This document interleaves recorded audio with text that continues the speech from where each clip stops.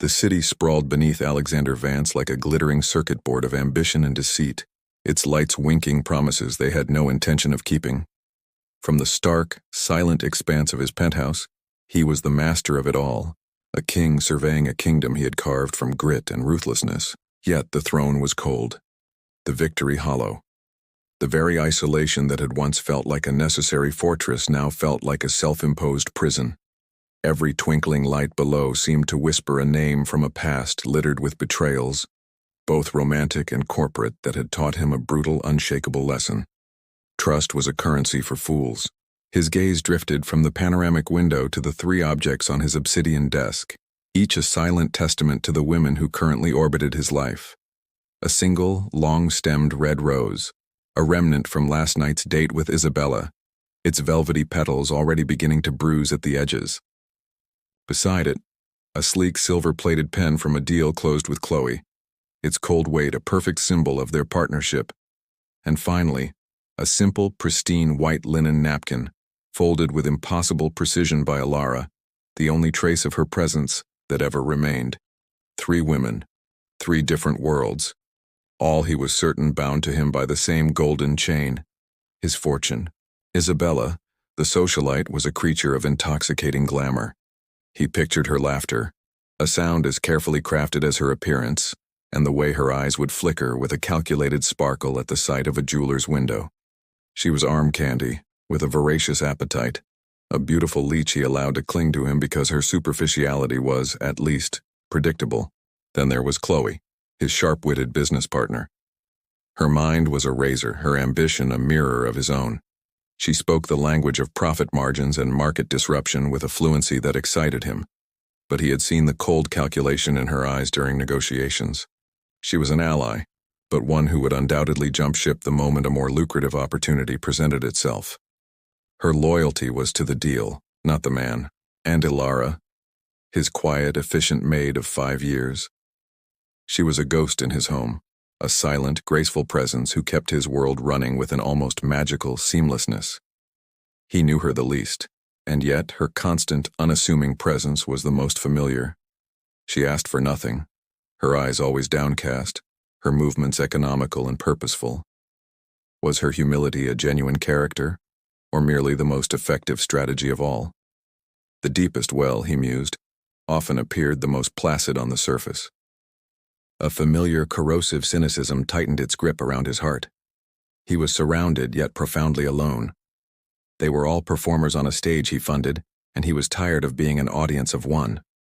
A new dark impulse began to crystallize from the bitterness, a desire to tear down the facades, to strip away the pretense and see the raw, unvarnished truth of their characters. He would test them. He would offer them the key to his kingdom, his unlimited black credit card, and watch what they did with it. Their choices, their purchases, would be their confession. In the quiet of his tower, Alexander Vance began to plot the unmasking of the 3 women in his life, convincing himself that the coming pain of confirmation was far preferable to the lingering agony of doubt. The morning sun sliced through the floor-to-ceiling windows of Alexander's penthouse, illuminating dust motes dancing in the sterile air. He sat at the vast, polished dining table, a single cup of black coffee steaming before him, its bitter aroma a fitting companion to his thoughts. The sprawling city below was now bathed in a deceptive gold, but Alexander saw only the blueprint of his experiment laid over it. The plan, born from last night's bitter reflections, had hardened into a cold clinical strategy over a sleepless night. He envisioned the sleek, black titanium card in his wallet, not as a key to luxury but as a diagnostic tool, a truth serum that would reveal the moral composition of the women in his life. He rationalized the scheme with the cold logic of a business acquisition. Due diligence, he was performing emotional due diligence. Their purchases over the next 24 hours would be data points, a financial polygraph that would graph their loyalty against their avarice. He would give them the world, or at least the financial means to acquire a significant portion of it, and their choices would paint a portrait of their souls more accurately than any words ever could. He rehearsed the conversations in his mind, steeling himself against the potential for emotional leakage. With Isabella, he would present it as a spontaneous, extravagant gift, a lover's grand gesture. He could already picture her reaction, the widening of her expertly made-up eyes, the delighted gasp, the immediate, tactile craving for the card itself. He would have to feign affection, mask his clinical observation behind a facade of indulgent romance. The thought left a metallic taste in his mouth, but he welcomed it as a necessary discomfort. For Chloe, the approach would be different. It would be framed as a corporate bonus, a reward for her sharp mind and dedication. He imagined her nodding, her expression professional and appreciative, her mind already whirring through the logistics of how to best leverage this resource. There would be no squeals of delight, only the quiet click of calculation. He would watch for the subtle shift in her demeanor, the telltale sign that she saw this not as a gift, but as a tool to be optimized for her own ascent. And then there was Ilara. The script for her was the most difficult to write. How does one offer unlimited wealth to a ghost? He pictured her in her simple gray uniform, her hands likely dusting a bookshelf or polishing silver at this very moment. Would she even understand what he was offering? He decided on a tone of detached benevolence, a master rewarding a long-serving, faithful servant. He would have to insist, he was sure of it. Her ingrained humility would likely cause her to refuse, and his insistence would be part of the test, a way to bypass her politeness and reach the desire, or lack thereof, beneath. He took a final sip of the cooling coffee, the bitterness a grounding anchor. He had decided to start with Isabella. She was the easiest variable, the one most likely to confirm his deepest-seated biases about materialism. Her reaction would provide the initial validation he needed to proceed with the others, hardening his heart for the more ambiguous results that might follow. Pushing his chair back, the sound echoed in the vast, silent room. The city awaited, but Alexander was no longer its passive observer. He was now the architect of a cruel, revealing game, and his first player was waiting. The clinking of fine porcelain and the low, cultured murmur of wealth filled the air of the exclusive cafe, a sanctuary of marble and gilded mirrors. Alexander watched Isabella from across the small, intimate table, seeing her not as a woman, but as a specimen under a microscope. She was a vision of curated perfection, from the flawless sweep of her honey-blonde hair to the way her designer dress draped just so, a testament to a life spent in pursuit of the aesthetically exquisite. He had chosen this venue deliberately, a stage set for the performance he was about to finance. With a carefully measured smile that felt like a crack in the ice of his demeanor, he reached into his inner jacket pocket. The movement was slow, deliberate. He produced the matte black credit card, placing it on the white linen tablecloth between them. It was an unassuming object for the power it held, a sliver of darkness against the pristine white. He explained the gesture in a voice laced with manufactured warmth, calling it a token of his affection, a key to any door she wished to open for the next 24 hours. Isabella's reaction was instantaneous and theatrical. A sharp, delighted squeal pierced the ambient hum of the cafe, causing a few nearby patrons to glance over with mild curiosity. Her hands, adorned with delicate rings, flew to her mouth before one darted out to snatch the card from the table. Her fingers closed around it possessively, her perfectly manicured nails a stark red against the black titanium. Her eyes wide and gleaming with an almost feral avarice, locked onto the card as if it were a holy relic. She did not look at Alexander, not truly. Her gaze was for the object, for the limitless potential it represented. She immediately began speaking, her words a breathless, giddy torrent of plans. A visit to the new boutique on Rue du Faubourg Saint-Honoré, a stop at that exclusive jeweler in Mayfair, a reservation at that impossible-to-book spa in Switzerland. The card was not a gift, it was a starting pistol, and she was already off and running. Alexander sat back, sipping his espresso, the bitter liquid a counterpoint to the cloying sweetness of her excitement. He observed the performance with a detached, analytical coldness. Every flutter of her lashes, every covetous glance at the card, was a data point that confirmed his hypothesis. This was not about him. It was about the access he provided. Hours later, ensconced once more in the stark silence of his study, the notifications began to arrive. His phone, lying face up on his desk, lit up with a soft, persistent glow. Each buzz was a tiny vibration of confirmation. The first was a 5-figure sum from a legendary Parisian fashion house. A handbag, no doubt, one of the exotic leather ones she had pointed out in a magazine just last week. The second was from a renowned jeweler in London, a purchase of diamond earrings, their carat weight surely as substantial as the price. Then came the confirmation for a full-day reservation at the famed Alpine Spa, a transaction that covered not only treatments but a first-class flight and a suite at an adjacent 5-star hotel. He did not feel anger or even surprise as he read each alert. Instead, a grim, profound validation settled over him, as heavy and cold as a lead cloak. He gave a single, slow nod to the empty room. This was the nature of things. This was the unvarnished truth he had sought. Isabella was exactly who he had believed her to be, beautiful, charming, and utterly transparent in her materialism. The first test was complete, and the result was a resounding confirmation of his deepest distrust. The game was afoot, and one player had already revealed her hand. The air in Alexander's corporate office hummed with a different kind of energy than the opulent cafe.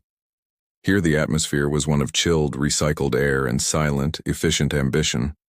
The walls were lined with minimalist art and screens displaying real-time market data, a temple to profit and strategy. Chloe stood before his broad, glass-topped desk, her posture as sharp and uncompromising as the lines of her tailored suit. She was reviewing a contract, her focus absolute, a general surveying a battlefield. Alexander observed her, comparing her disciplined presence to Isabella's theatrical glee. This would be a different kind of transaction entirely. He waited for her to finish a point about merger clauses before he interrupted, his tone as neutral and professional as the surroundings. He slid the black credit card across the smooth glass surface, the gesture devoid of any romantic pretense. He framed it not as a gift, but as a discretionary bonus, a reward for her instrumental role in the recent Asia-Pacific acquisition. His words were carefully chosen, speaking the language of ROI and performance incentives. Chloe's reaction was a study in controlled appreciation. There was no gasp, no physical reach for the card. She simply paused, her eyes flicking from his face to the card and back again. A small, tight smile, more an acknowledgement of a logical outcome than an expression of joy, touched her lips. She offered a crisp, professional thank you, her voice level and cool. She picked up the card, not with greed, but with the analytical curiosity of a technician being handed a new powerful tool. She slid it into the sleek portfolio she carried, a gesture that felt less like receiving a present and more like arming herself for the next corporate campaign. Later, as Alexander monitored the financial feed from his penthouse, her transactions began to appear, each one a bullet point in a business plan. The first was a high-end, top-of-the-line laptop, a machine with processing power far exceeding the needs of casual use. The notification included expedited shipping. She clearly needed it immediately. The second was a pair of business-class flights to Tokyo for an upcoming high-stakes deal. She hadn't booked the most extravagant suite, but she had secured the seats that would ensure she arrived rested and ready to negotiate, maximizing her effectiveness. The final purchase of the evening was a membership to an ultra-exclusive business club, a place where Fortune 500 CEOs and venture capitalists mingled. The fee was astronomical, but the potential for networking, for closing the next monumental deal, was immeasurable. Alexander leaned back, steepling his fingers. He could almost hear the justifications forming in her mind. The laptop was a necessary upgrade for efficiency. The flights were an investment in her performance, which directly benefited the company. The club membership was a strategic move to open doors that would lead to greater profits for them both. Each expense was defensible, rational, and utterly self-serving. She was using his wealth not for fleeting pleasure, but as a lever to elevate her own position and power. There was a cold brilliance to it that he could not help but admire, even as it confirmed his suspicions. Her loyalty was to the ascent, and his wealth was simply the most reliable rocket fuel. She was, in her own way, just as predictable as Isabella, her desires merely cloaked in the respectable fabric of ambition. The second test was complete, yielding another result that fit neatly into his cynical worldview. The scent of old paper and lemon polish hung in the air of the library, a familiar, comforting aroma that spoke of quiet hours and ordered silence. Dust motes drifted in the slants of afternoon light that cut between the towering shelves of leather-bound books. It was here, amidst this temple of accumulated knowledge, that Alexander found Ilara. She was not a vivid splash of color against the muted tones of the room, but a part of its very fabric. Her gray uniformed form was bent over a low shelf, a soft cloth in her hand moving in slow, circular motions over the rich mahogany. Her movements so fluid and practiced, they seemed almost meditative. She was the quiet heartbeat of his home, a presence so constant he often forgot to see her. Until moments like this, when his own scheming forced her into sharp focus. He watched her for a long moment from the doorway, the black credit card a cold, hard rectangle in his palm. This felt different from the other presentations.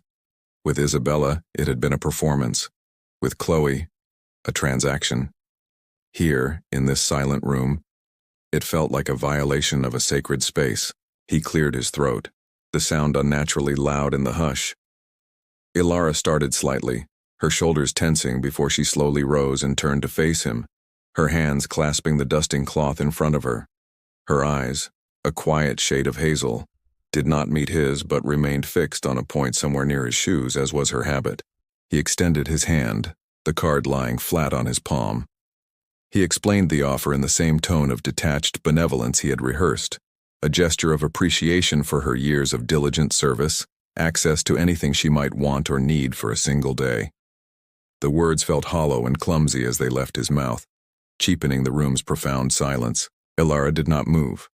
Her gaze shifted from his shoes to the card, and a profound stillness settled over her. There was no squeal of delight, no calculating gleam in her eye. Instead, her face paled, the faint color draining from her cheeks. Her hands, which had been calmly clasped, began to tremble, a fine, almost imperceptible vibration that made the dust cloth quiver. She stared at the sliver of black plastic as if it were a venomous snake offered to her, a thing of both terrifying power and potential ruin. Her lips parted, but no sound emerged. She took a small, half-step backward, a reflexive gesture of retreat. Alexander felt a flicker of impatience, quickly followed by a deeper, more unsettling puzzlement. This was not the refusal born of humility he had anticipated. This was something else, something closer to fear. He insisted, his voice firmer now, pushing the card slightly toward her. He told her it was not a request but a gift she was to accept. For a long moment, the only sound was the distant, muffled hum of the city far below. Then slowly, as if moving against a great and invisible weight, Ilara reached out. Her fingers, usually so sure and capable, were unsteady as they brushed against his palm. She took the card, her touch so light it was almost ghostly. She did not clutch it or pocket it. She simply held it pinched between her thumb and forefinger, looking down at it with an expression not of joy but of profound, bewildered apprehension. A single silent tear escaped the corner of her eye, tracing a slow path down her cheek before she quickly, almost furtively, wiped it away with the back of her wrist. She offered a stiff, shallow bow of her head, a gesture so ingrained it was pure muscle memory. Then, without a word, she turned and walked away, her steps soft on the Persian rug, the card still held loosely in her hand as if it were burning her. She disappeared between the bookshelves, leaving Alexander alone in the library, the scent of lemon polish and old paper suddenly feeling oppressive. He stood there, the ghost of her trembling touch lingering on his palm. The grim satisfaction he had felt with Isabella and Chloe was entirely absent, replaced by a swirling, uncomfortable confusion. She hadn't smiled. She hadn't celebrated. She had looked haunted. As the silence closed back in around him, a single persistent question began to form in his mind, one he had not anticipated asking. Would she use it at all? The humility he had always observed in her now seemed less a character trait and more a deep, protective armor, and he had just handed her a weapon that threatened to shatter it completely. The city at night was a sprawling tapestry of electric dreams and quiet desperation, a duality Alexander Vance understood all too well from his penthouse perch.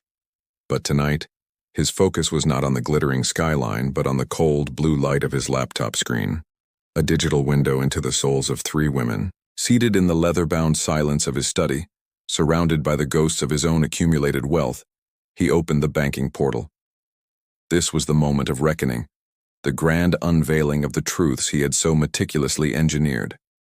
The cursor hovered over the transaction history, a modern-day oracle about to deliver its verdict. The first cascade of data was a torrent of predictable extravagance. Isabella's spending erupted across the screen in a blaze of luxury, each entry a vibrant, shouting confirmation of his assumptions. A renowned Italian fashion house claimed a sum that could have funded a small business for a year. The description hinting at a custom gown of silk and intricate beadwork. A famed Parisian jeweler followed with a charge for a pair of sapphire and diamond earrings, their price tag a small fortune. There were charges from a five-star hotel in Gstaad, a Michelin-starred restaurant, and a spa whose treatments involved crushed pearls and gold leaf. The list scrolled on, a breathless chronicle of consumption, each purchase a brick in the gilded cage of her materialism. Alexander felt a familiar, cold satisfaction settle in his chest. She was a beautiful, predictable creature of appetite, and his wealth was the only sustenance she truly craved. He navigated to Chloe's account next, and the nature of the transactions shifted dramatically. Here was a different kind of hunger, one not for baubles but for power. The expenses were sharp, surgical, and ruthlessly pragmatic. A top-tier, commercial-grade laptop, its specifications tailored for high-frequency trading algorithms. 2 business-class tickets to Tokyo, strategically timed for a pivotal merger negotiation. An initiation fee for a members-only club whose roster read like a who's who of global finance. Each line item was a calculated move on a chessboard, an investment in her own influence and reach. She had not spent his money, she had leveraged it. Alexander nodded slowly, acknowledging the stark, intelligent avarice. Her loyalty was to the game itself, and she had simply used his resources to buy a better set of pieces. Then he clicked on Ilara's account. The contrast was so stark it was almost jarring. Where Isabella's and Chloe's statements were dense forests of expenditure, Ilara's was a barren landscape. A few sparse lines stood out against the white digital space, each one modest and mundane.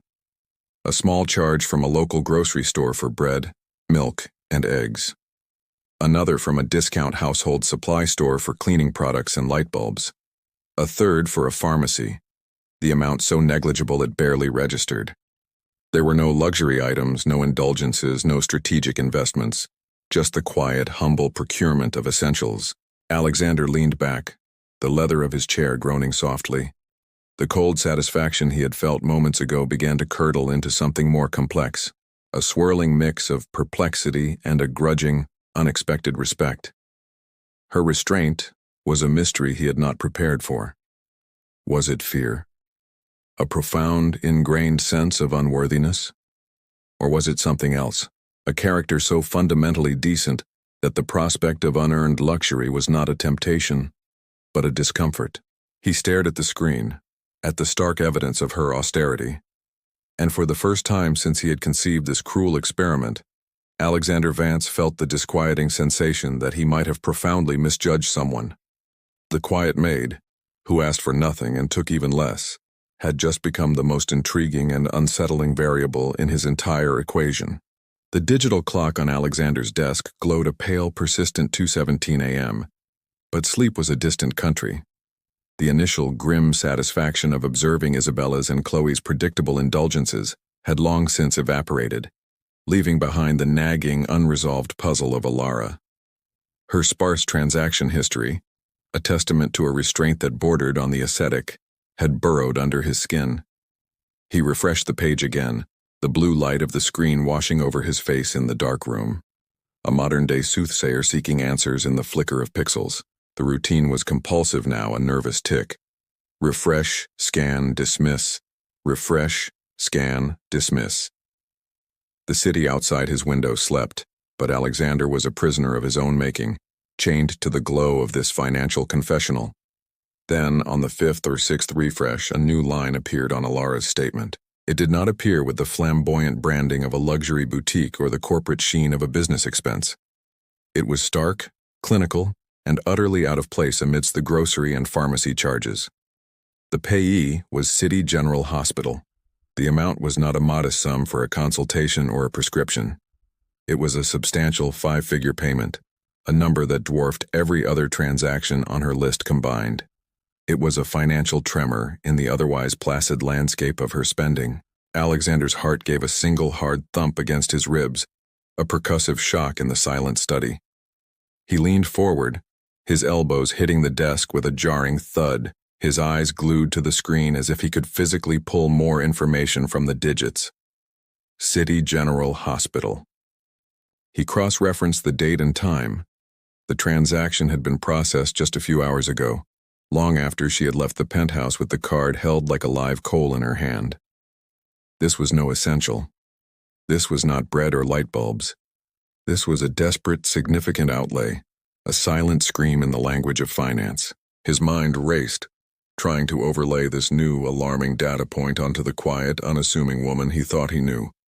There was no history of hypochondria, no mention of illness, no absences he could recall. Her life, as it presented itself to him, was one of quiet, rhythmic duty, devoid of drama or crisis. Yet this payment spoke of a hidden cataclysm, a secret struggle unfolding in the shadows of her existence. The pieces refused to fit. The humble maid who trembled at the offer of limitless wealth had just used it to make a payment that suggested a burden of unimaginable weight. A cold knot of concern tightened in his stomach, quickly entwined with a sharp, undeniable intrigue. The clinical detachment with which he had begun this experiment shattered. This was no longer about testing loyalty or confirming biases. This was a crack in the facade of a life he had never bothered to truly see, and a profound, unsettling suspicion took root. There was the entire hidden chapter to Ilara's story, one of pain and struggle she had meticulously kept concealed from him. The screen, with its stark impersonal type, offered no context, no explanation. It was a cliffhanger, and he could not let it stand. The decision crystallized with a sudden, fierce clarity. He would not summon her for an explanation in his study, a master interrogating a servant. He would go to the source. He would go to City General Hospital himself. Pushing back from the desk, the chair screeched against the polished floor. The night was no longer for observation, it was for investigation. The guarded billionaire, who had built walls to keep the world out, was now preparing to walk directly into the heart of a stranger's hidden suffering, driven by a need to understand the truth behind the quiet maid's unexpected and deeply concerning purchase.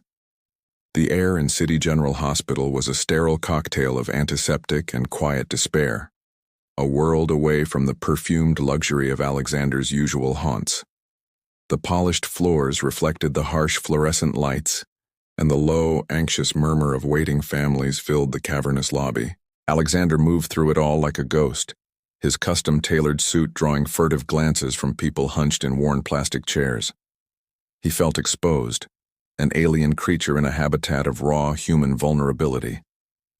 His destination was the billing department, a fortress of bureaucracy behind a plexiglass window where a weary-looking clerk with tired eyes tapped at a keyboard. He approached, the story he had rehearsed on the drive over feeling flimsy and transparent. He presented himself not as a billionaire but as a concerned employer, stating that his employee, Ilara, had made a significant, unexpected payment on a family account, and he was following up to ensure everything was in order.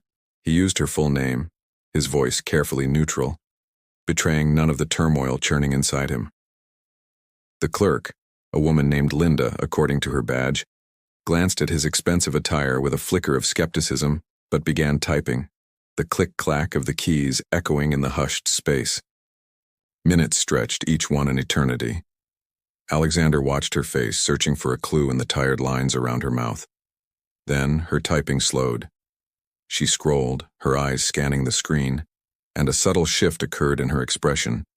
Not surprise, but a weary recognition. She looked up at him, and for a moment he saw past the bureaucratic facade to a flicker of human compassion. She confirmed the payment, a massive sum that had made a significant dent in a long-standing mountainous balance. Then she told him the name on the account, the patient, Ilara's mother. She spoke quietly, her voice barely above a whisper. as if sharing a sacred confidence. She revealed the nature of the illness, a chronic degenerative condition that required constant, expensive treatments, specialized medications, physical therapy, periodic hospital stays, a financial siege that had been ongoing for years. The facts landed not as individual pieces of information, but as a single devastating avalanche. Alexander stood frozen, the polished floor seeming to tilt beneath his feet. The clerk, perhaps sensing his shock, continued in her hushed tone. She mentioned, almost offhandedly, seeing Ilara's name on file for other smaller jobs, a cleaning service, a late-night diner, paychecks that were instantly funneled into this bottomless medical pit. She spoke of how Ilara never complained, never asked for payment plans or charity, just quietly, relentlessly, worked herself to the bone to keep her mother comfortable. She was a ghost, not just in his penthouse, but here too, a silent soldier in a hidden war. The revelation did not simply land. It detonated, shattering the carefully constructed image Alexander had held of Ilara for 5 years. The quiet, efficient maid was not a simple, humble creature. She was a pillar of immense strength, a daughter carrying a burden that would have broken a lesser person, all without a word of complaint, without a single plea for the help he could have so easily provided. His test, his cynical game with the black card, felt suddenly grotesque and petty.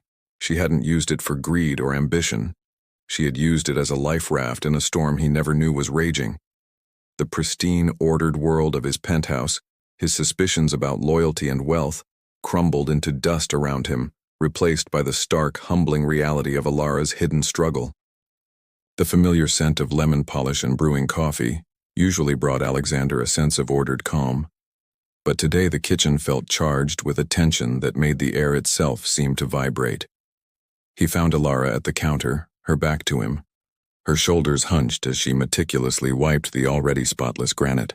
Her movements were slower than usual, weighted by a fatigue that seemed to emanate from her very bones. He had watched her for a moment from the doorway, the image of the hospital billing clerk's weary face superimposed over her slender form.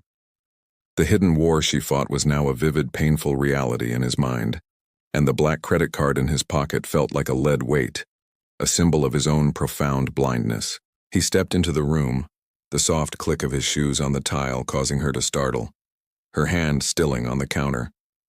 She did not turn, but her posture stiffened, a rabbit sensing a predator. He came to stand a few feet away, giving her space, his own usual aura of command feeling awkward and out of place. He spoke her name, his voice softer than he intended, the single word cutting through the quiet hum of the refrigerator. She finally turned, her eyes lifting to meet his for a fleeting second before darting away. But in that instant, he saw the raw red rims around them, the shadow of sleepless nights etched beneath. He did not demand or confront. He simply asked, his tone gentle, almost tentative, about the payment to City General Hospital. The effect was immediate and devastating. It was as if he had pulled a single crucial thread, and the entire carefully woven tapestry of her composure unraveled at once. A small, choked sound escaped her lips, and her hands flew to her face, the cleaning cloth dropping to the floor. Her shoulders began to shake with silent, violent sobs that she had no strength left to contain. The tears she had fought back in the library now fell freely, tracing glistening paths through the pallor of her cheeks. Through the heart-wrenching silence broken only by her ragged breaths, the story poured out in a torrent of whispered confession. She spoke of her mother, the vibrant woman she had once been, now slowly being stolen away by a relentless illness. She described the slow, grinding erosion of their savings, the mountain of medical bills that grew faster than any hope could climb. She confessed to the secret life he had never seen, the late-night shifts at a greasy diner, the weekend cleaning jobs, the constant gnawing fear of the next invoice, the next treatment. She had been fighting this battle alone for years, a solitary sentinel guarding her mother's dignity against the onslaught of disease and debt. Then her gaze fell to the floor, her voice dropping to a shame-filled whisper as she explained the card. She had only used it for the groceries and household items he would have expected, trying to maintain the facade of normalcy. But when the latest hospital statement had arrived, a final demand threatening to cut off her mother's medication, Desperation had overridden every ounce of her pride and fear. She had used it for the one thing she could not manage on her own, the one expense that meant the difference between hope and despair. She had been terrified of his judgment, convinced he would see her not as a faithful employee, but as a thief, an opportunist, no better than the others. Alexander listened. He did not interrupt, he did not move. He simply stood and absorbed the torrent of her truth, each word a hammer blow against the fortified walls of his cynicism. He watched the raw vulnerability in her trembling form, the profound dignity with which she bore her shame. And as he listened, the cold, analytical demeanor he had cultivated for a lifetime began to fracture. The ice around his heart, forged in the fires of past betrayals, did not just crack. It melted away entirely, washed clean by the sheer, unvarnished honesty of her suffering. The guarded billionaire was gone, and in his place stood simply a man, humbled and heartbroken by the quiet strength of the woman weeping before him. The heavy oak door of his study clicked shut, sealing Alexander in a tomb of his own making. The lingering scent of Ilara's tears seemed to haunt the air, a ghostly accusation that clung to the leather-bound books and the cold, polished surfaces. He stood for a long moment in the center of the room, the echo of her confession reverberating in the silence, each whispered word of struggle and sacrifice, stripping away another layer of his carefully constructed reality. The opulent space, once a symbol of his ultimate triumph, now felt like a gilded cage of his own ignorance. He moved to the window, but the glittering city below no longer represented a kingdom he commanded. Instead, each twinkling light seemed to represent a hidden story of pain, a silent struggle he had been too insulated, too arrogant to see. His gaze turned inward, and the three women of his experiment materialized in his mind with stark, unbearable clarity. Isabella, a beautiful moth drawn to the flame of his wealth, her joy at the credit card a performative dance of consumption. Chloe, a brilliant strategist who saw his generosity as mere capital to be leveraged for her own ascent. Their actions had been exactly what his cynicism had predicted, their loyalty a transactional phantom, purchased and displayed like the luxury goods they coveted. Then there was Ilara. Her image rose before him not with the vivid colors of glamour or ambition, but with the quiet, aching tones of truth.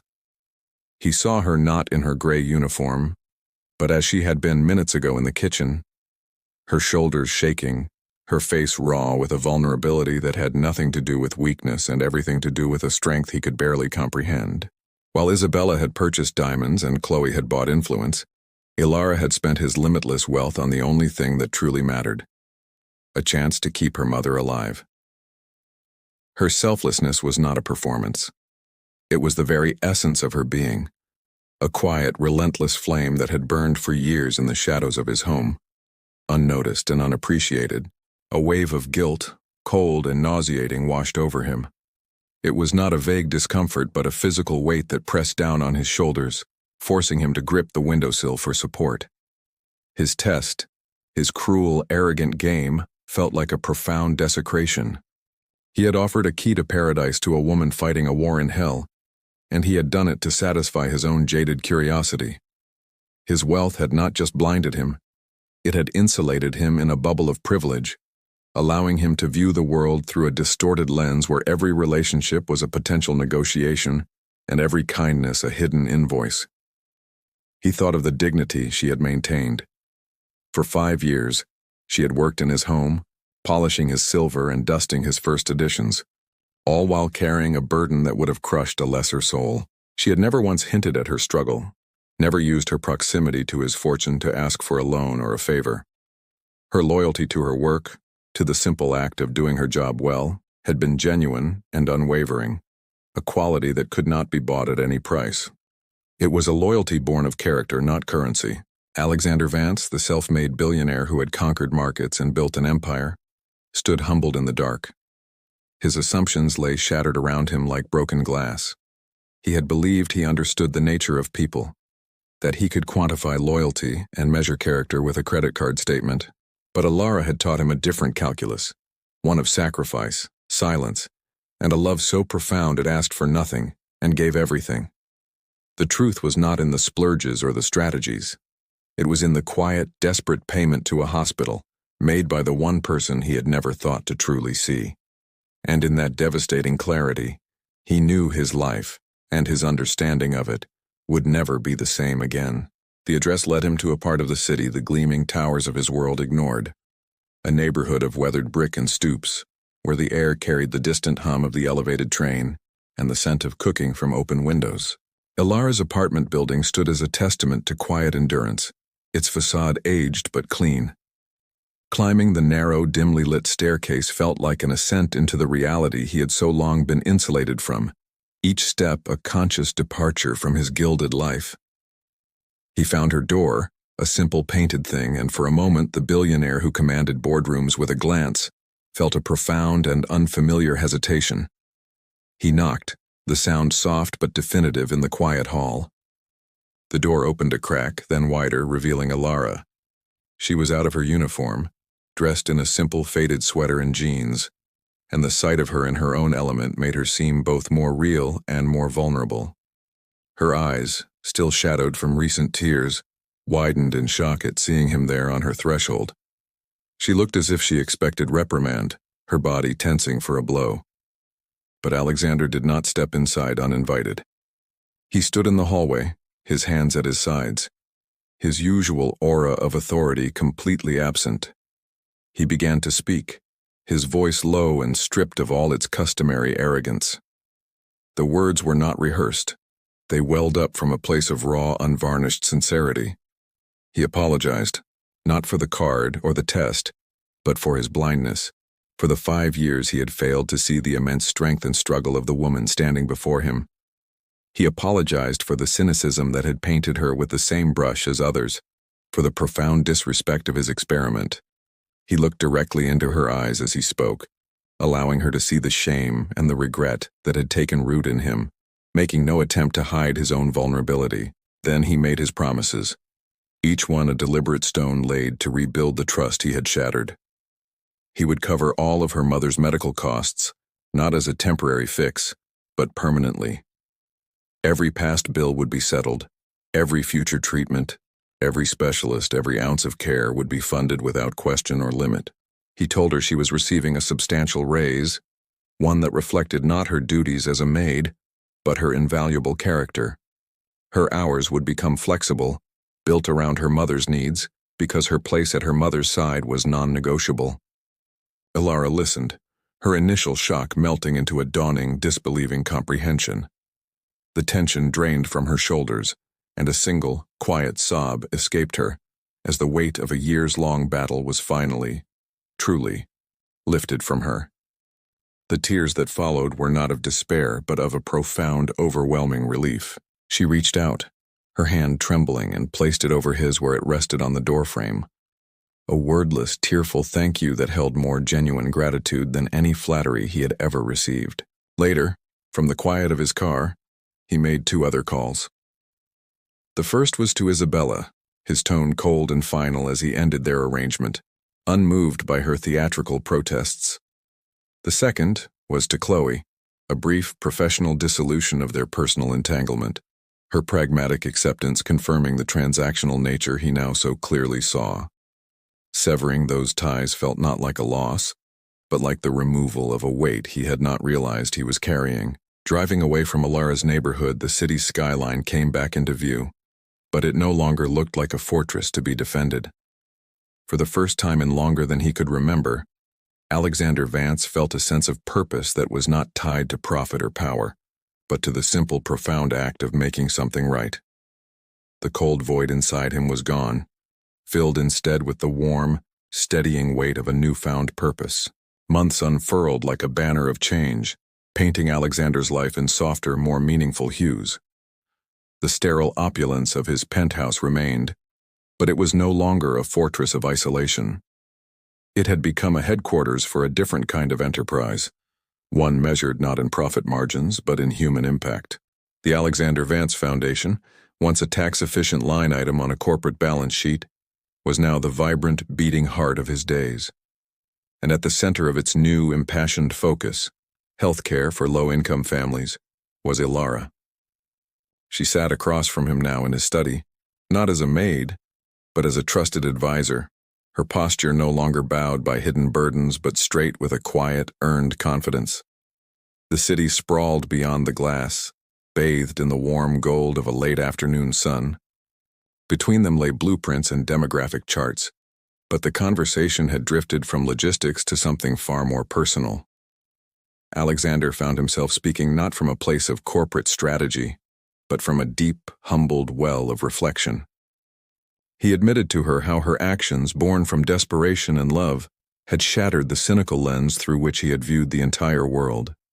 He spoke of the profound lesson she had taught him, that compassion was not a weakness to be exploited, but a strength to be cultivated. He confessed how witnessing her quiet dignity in the face of immense struggle had redefined his understanding of wealth, showing him that its true value lay not in accumulation, but in its capacity to alleviate suffering and foster genuine human connection. His voice was soft, stripped of all its former arrogance, filled only with a profound and sincere gratitude. Ilara listened, her hazel eyes holding his, a gentle, knowing smile touching her lips. It was a silent acknowledgement of a journey they had shared, a painful but necessary passage that had led them both to this moment of quiet understanding. Later, after she had departed, Alexander stood once more at his panoramic window, a ritual that now held an entirely new meaning. The glittering city was no longer a chessboard of rivals and transactions, a landscape of potential threats. The twinkling lights were no longer cold stars in a firmament of deceit. Instead, he saw a vast, interconnected community, a tapestry of countless stories, each with its own struggles and triumphs. He saw the hospitals and clinics his foundation was now supporting, the families whose burdens were being lifted, the quiet, everyday heroes like Ilara who moved through the streets with a strength born of love. A sense of profound hope, warm and solid, settled in his chest, a feeling so long foreign to him it was almost like a new sense. The cynical billionaire who had tested loyalty with a credit card was gone, replaced by a man who understood that the richest connections were those built on trust, empathy, and a shared commitment to something greater than oneself. He looked out at his city, not with the cold eye of a master but with the hopeful heart of a guardian. The future was no longer a thing to be defended against but a promise to be nurtured, and for the first time in his life Alexander Vance felt truly, deeply wealthy.